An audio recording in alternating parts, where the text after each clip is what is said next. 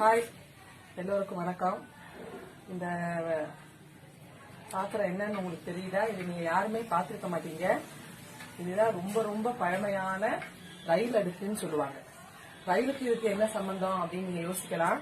அந்த காலத்துல சேத்ராடம் போறதுக்கு, காசி, ராமேஸ்வரம் இதுக்கெல்லாம் போறதுக்கு சமையல் பண்றதுக்குன்னே பிரத்யேகமா தயாரிக்கப்பட்ட ஒரு பாத்திரம். இதுல என்னென்ன இருக்கு அப்படின்னு சொல்லி உங்களுக்கு காமிக்க போறேன். பார்த்தாலே உங்களுக்கே ஆச்சரியமா இருக்கும். ஃபர்ஸ்ட் ஏதாவது ஒரு காய் பண்றதுக்குள்ள 2 அகலமான பாத்திரம். அடுத்து இத சிப்பல் அப்படின்னு சொல்லுவாங்க. இந்த சிப்பல் எதுக்குன்னா சாதம் வடிக்கிறதுக்கு, கஞ்சி வடிக்கிறதுக்கு, அடுத்து காய் வதக்கிறதுக்கு ஒரு சின்ன இழுப்பச்சட்டி, அடுத்து டவரான்னு சொல்றது காப்பி ஆத்துறதுக்கு இல்ல வேற எதுக்காவது யூஸ் பண்ணிக்கிறதுக்கு.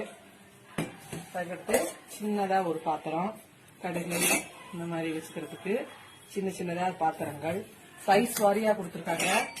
அதே மாதிரி தண்ணி மோந்துக்கிறதுக்கு சின்னதா ஒரு சொம்பு,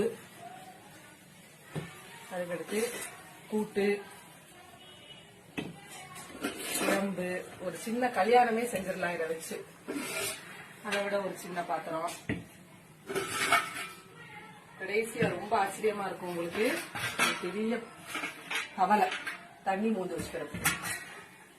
இதை விட ஒரு ஃபேமிலியே இதை வச்சு ரன் பண்ணிடலாம். ஆனா அது ஃபுல்லா ஒரு சின்ன அடுக்குலயே காம்பாக்டா ஒரு பெரிய இன்ஜினியரிங் ஸ்டூடெண்ட் கூட யோசிக்க முடியாத அளவு அந்த காலத்துல ரொம்ப அழகா பண்ணிருக்காங்க. எதுவுமே டிஸ்லோகேட்டே ஆகாது.